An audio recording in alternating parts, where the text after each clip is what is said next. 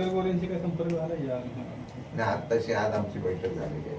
तुम्ही सूचना करा, त्यांच्याशी सर्वांशी मी संपर्क करतो. शिंदे साहेब, हे जरा उशिराच पत्रकार परिषद झाली असं वाटत नाही का तुम्हाला? कारण उमेदवारी आता जाहीर होऊन बरेच दिवस झाले, त्यांना एकट्याला पत्रकार परिषद घ्यावी लागली अभय जगतापांना. आणि दुसरी गोष्ट, ज्या पद्धतीनं भाजपनं याचं प्लॅनिंग केलंय, मनी मसल पॉवर, सगळ्या गोष्टी ज्या वापरल्या जाणार आहेत, तुम्ही तशा पद्धतीनं ताकदीनं उतरणार आहात का? असं आहे की पहिल्या प्रथम आम्ही पत्रकार परिषद घेण्यापेक्षा उमेदवाराने स्वतःची पत्रकार परिषद घेऊन त्याची जी आहे कॅपॅबिलिटी ती त्यांनी दाखवली आहे. मला वाटतं तेच आम्हाला पहिलं त्यांना प्रेझेंटेशन करायचं होतं की उमेदवार आमचा किती सक्षम आहे. आणि मला वाटतं की त्यांची जी कॅपॅसिटी आहे तुम्हाला पण दिसून आलं असेल. आज आम्ही बैठक घेतली, कालच मला वाटतं बाळासाहेब पाटलांनी सुद्धा कराडमध्ये ती बैठक घेतलेल्या होत्या. आदरणीय जयंत पाटील साहेबांनी त्यांच्या असलेल्या सांगलीमध्ये बैठका घेतलेल्या आहे. आज इथं आम्ही बैठक घेतली. सुरुवात करताना कार्यकर्त्यावर काही जबाबदारी टाकलेली, आमच्या पण काही रणनीती आहे, त्या उघड आम्ही करणार नाही. परंतु आज पत्रकार परिषद घेण्याचा एवढाच अर्थ होता की आज आम्ही तिघही सगळेजण नेते मंडळी एकत्र आल्यानंतर साताऱ्यामध्ये आज प्रचाराच्या बाबतीमध्ये सुरुवात करतो. आम्हाला संदेश द्यायचा साहेब, सांगली आणि साताऱ्यामध्ये प्रतिसाद जो आहे, तुम्ही आता बैठका वगैरे जे घेताय, तर कशा पद्धतीचा प्रतिसाद सर तुम्ही सांगाल? सातारा सांगलीमध्ये माझ्या माहितीप्रमाणे प्रतिसाद चांगला भेटेल. अंतर्गत जो नाराजीचा सूर आहे उमेदवारीवरून असेल तर अंतर्गत नाराजीचा सूर तिथल्या असलेल्या मतदारामध्ये आहे. तो फक्त आम्ही कशा पद्धतीने आपले पण करायचा, आपल्या बाजूने वळवायचा याचा प्रयत्न आम्ही 100% करू. त्यात यश येईल असा मला प्राथमिक विश्वास आहे. पाटील साहेब, सातारा सांगली विधान परिषदेच्या होत असलेल्या निवडणुकीमध्ये उमेदवाराच्या अनुषंगाने तुम्ही कशा दृष्टीनं पाहता या होत असलेल्या निवडणुकीत?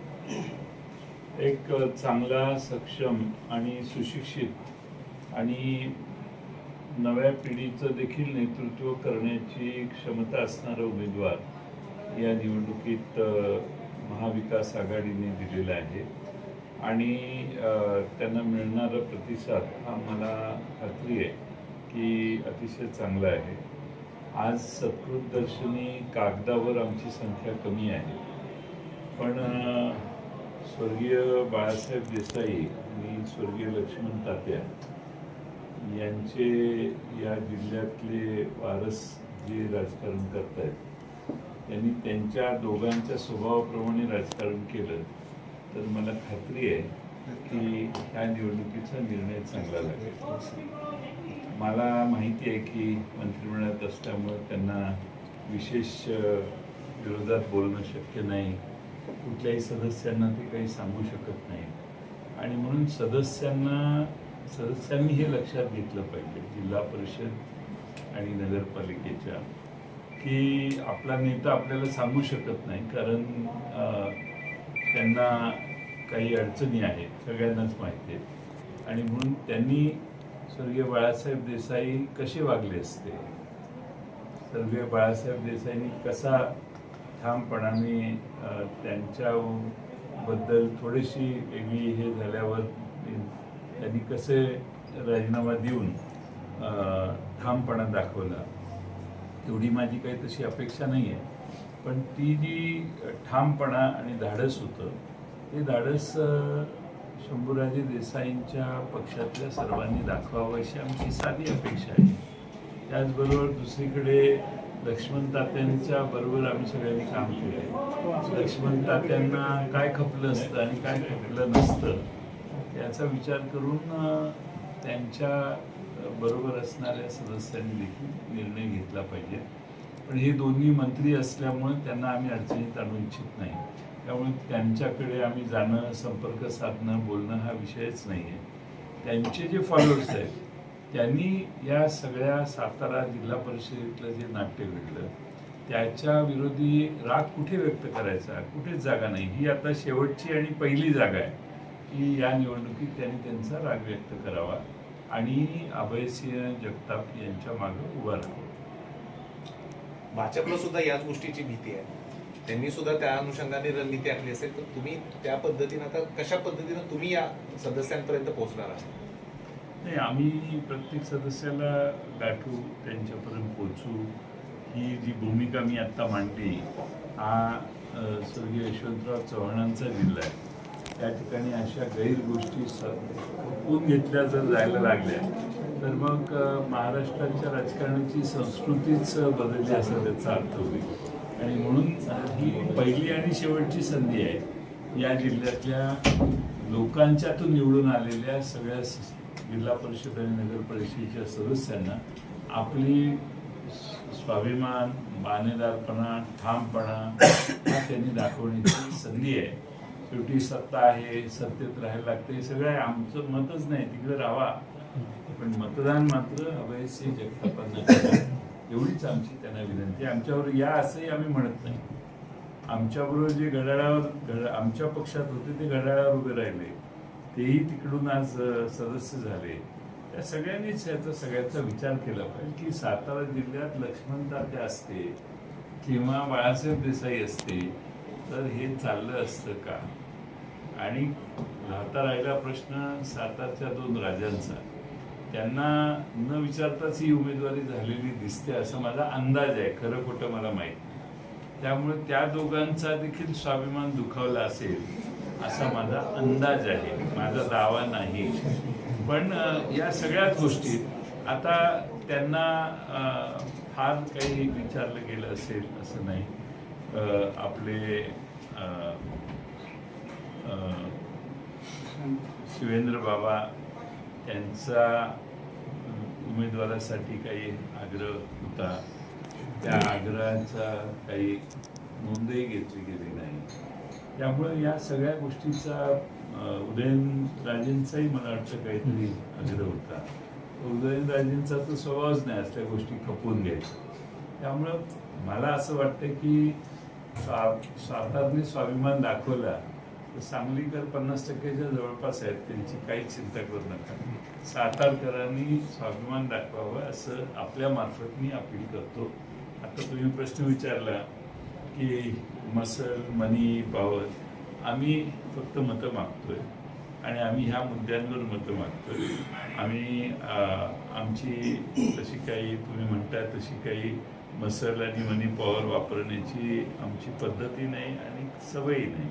त्यामुळं तुमच्या सगळ्या पत्रकारांना मी आवाहन करतो, तुम्ही कुणाशी बोलू शकता, संपर्क करू शकता, तुम्ही आमचे प्रचारक व्हा आणि सातारा जिल्ह्याचा स्वाभिमान टिकवा.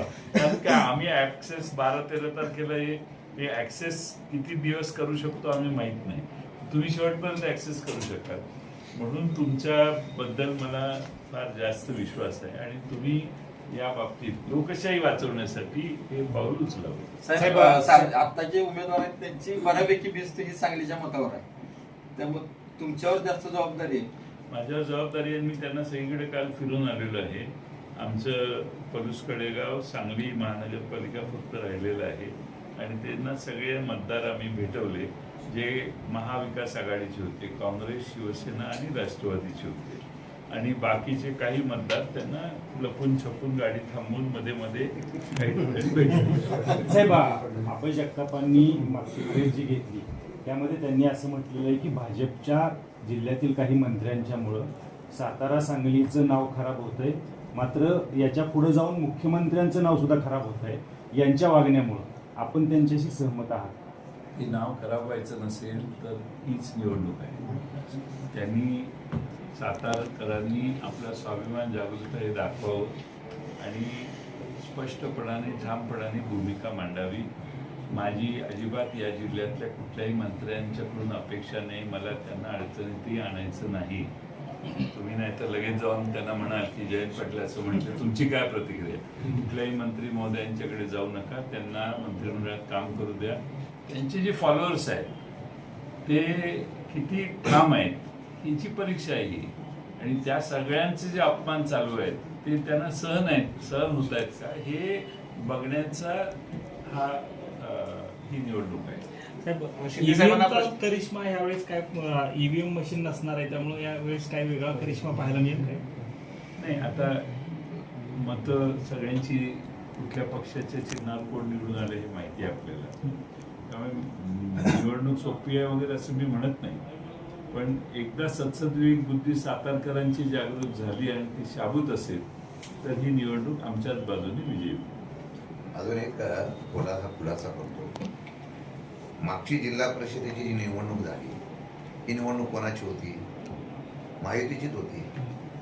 उमेदवार जिल्हा परिषद अध्यक्ष म्हणून महायुतीचेच उभे राहिलेले अध्यक्ष उपाध्यक्ष. मग आता महायुती म्हणून तुम्ही एकत्र मतं मागता, त्यावेळेला सुद्धा महायुतीचा उमेदवार असताना त्यांना मतं देणं गरजेचं होतं ना. त्यावेळेला तुम्ही सगळी यंत्रणा वापरली. म्हणजे सत्तेमध्ये असलेल्या मंत्र्यांचा, ज्याचा उल्लेख जयंत पाटील साहेबांनी केला, सत्तेमध्ये असलेल्या मंत्र्यांना सुद्धा पोलिसांनी धक्काबुक्की करून जर नेलं असेल तर आता तो धर्म का पाळला पाहिजे? त्यावेळेला त्यांच्या अध्यक्ष उपाध्यक्ष झाला असता तर तो कोणाचा झाला असता? महाविकास आघाडीचा नव्हता होत, तो होता होता महायुतीचा. मग तुमच्या मित्र पक्षाचा अध्यक्ष आणि उपाध्यक्ष होत असताना सुद्धा तुम्ही तुमच्या पावर वापरल्या आणि आता त्यांची मदत परत महाविकास आघाडीच्या आकडेवारीसाठी घेत असाल तर त्यांच्या सदस्यांनी आता तो विचार करणं गरजेचं आहे असं त्यांनी सांगितलेलं माताशी मी सहमत आहे. माझा जो मुद्दा आहे, तुम्ही आमचे प्रचारक व्हा. आणि सांगली जिल्हा स्थानिक स्वराज्य संस्थेच्या निवडणुकीच्या पार्श्वभूमीवर महाविकास आघाडीच्या प्रमुख कार्यकर्त्यांनी नेत्यांची बैठक त्या ठिकाणी आयोजित करण्यात आली होती. या बैठकीच्या संदर्भामध्ये निवडणुकीला समोर जात असताना काही सूचना करायच्या होत्या, त्या सूचना करण्यासाठी आम्ही बैठक केलेली आहे. आणि या बैठकीला आदरणीय जयंत पाटील साहेब, बाळासाहेब पाटील उमेदवार आहेत, त्यानंतर काँग्रेसचे अध्यक्ष वगैरे सगळे उपस्थित होते. निवडणूक आम्ही ताकदीने लढवणार आणि निवडणूक लढवत असताना ती विजयाची करण्याच्या संदर्भातले प्रयत्न 100% आम्ही करणार, अशा प्रकारचा विश्वास हा आमच्यामध्ये आणि कार्यकर्त्यामध्ये आहे. कालच सांगलीमध्ये, त्याचबरोबर सांगली जिल्ह्यामध्ये जयंत पाटील साहेब, प्रतीक पाटील आणि रोहित पाटील वगैरे सगळ्या असलेल्या नेत्यांच्या बरोबर उमेदवारांच्या बैठका झाल्या आणि तिथं त्यांच्या मतदारांबरोबर बैठका त्यांनी केलेल्या आहेत. चांगल्या प्रकारचा विश्वास तिथल्या असलेल्या मतदारांनी दिलेला आहे. आम्ही सातारा जिल्ह्यामध्ये सध्याची असलेली परिस्थिती लक्षात घेता जिल्हा परिषदेच्या माध्यमातून झालेली घटना असेल त्यावेळेला आम्ही पूर्णपणे पाठिंबा हा अजितदादा गट आणि शंभूराजे देसाई यांच्यावर असलेल्या शिंदे गटाला आम्ही दिला होता. मला वाटतं की त्या पार्श्वभूमीवर सातारा जिल्ह्यामध्ये जी जिल्हा परिषदेला परिस्थिती निर्माण केली गेली, सत्तेचा उपयोग करून ती सातारा जिल्ह्यातल्या असलेल्या सगळ्या लोकांना ही मान्य नाही. फार मोठ्या प्रमाणात लोकांच्यात नाराजगी आहे. मला वाटतं की स्वाभिमानाने यशवंतराव चव्हाणांच्या जिल्ह्यामध्ये, सातारा जिल्ह्यामध्ये काही लोकांनी विचार करावा आणि त्या प्रकारचं मतदान करावं असं आव्हान आम्ही येण्या काळामध्ये करणार आहोत. मला वाटतं की ती भूमिका घेऊन सातारचे असलेले मतदार आपल्या सविवेक बुद्धीला विचारात घेऊन अशा पद्धतीची प्रथा या साताऱ्यात होऊ नये म्हणून मतदान करतील असा मला विश्वास आहे.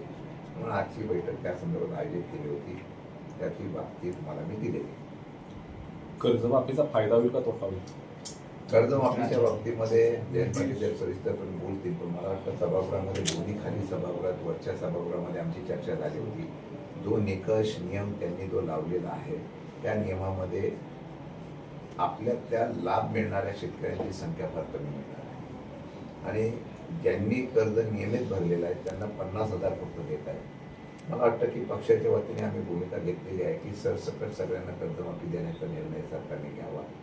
परंतु जसं लाडक्या बहिणीच्या बाबतीमध्ये 85 लाख नावं कट केली, अशा प्रकारची योजना जाहीर करायची, मदत जाहीर करायची आणि त्या मदतीच्या नावाखाली लाभार्थी कमी करायचा, अशा प्रकारचं काम सरकार करत असल्यामुळे त्याचा फायदा फार जनतेला होईल अशी अपेक्षा शेतकऱ्यांना, मला अशी अपेक्षा नाही. साहेब, तुम्ही आता जिल्हा परिषदेचा उल्लेख केला की जिल्हा परिषदेमध्ये तुम्ही कशा पद्धतीने ठाम पाठीशी राहिला होता, मात्र शंभूराज देसाईंशी आणि मकरंद पाटलांशी या निवडणुकीबाबत तुमचं काही बोलणं झालंय का, बैठक झाली आहे का? आज आमची त्याच्याबद्दल कुठल्याही प्रकारची त्यांच्याशी चर्चा केलेली नाही. आम्ही आव्हान करणार आहोत. हे आव्हान तुमच्या माध्यमातून आज आम्ही करत असताना आम्ही प्रत्यक्ष मतदारांशी भेटणार, प्रत्येक मतदार, अगदी भाजपच्या मतदारांना सुद्धा भेटणार आहे, त्यांच्या बुद्धीला सुद्धा आम्ही हे देणार आहे.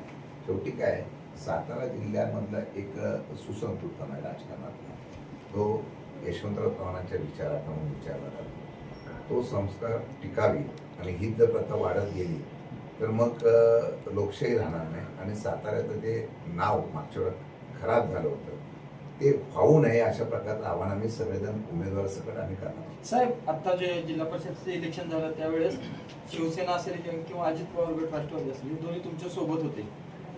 आत्ता प्रायमरी स्टेजला तर असं दिसतंय की युती म्हणूनच एकत्र लढतील अशी शक्यता वाटते.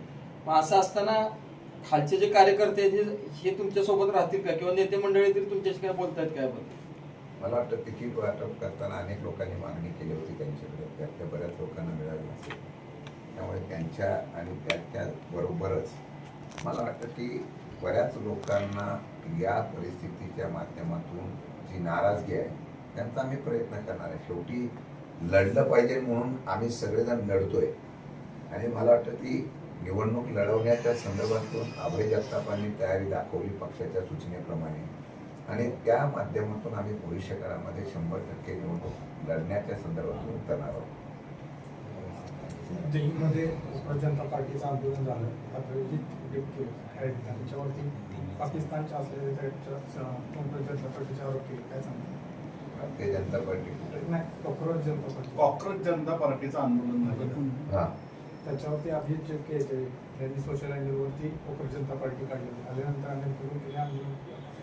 जे की शिक्षण मंत्री केंद्रीय शिक्षण मंत्र्यांचा राजीनामा मागितला होता. त्याच्यावर भाजपने त्यांच्यावरती याचिका दाखल केली होती. त्याबद्दल नाही अभिजित तितके हे निमित्त आहे, परंतु जनतेमधला विशेषतः युवा वर्गामधला जो आक्रोश आहे तो त्यांच्या माध्यमातून पाहायला मिळाला. लोकशाहीच्या माध्यमातून एखाद्या असलेल्या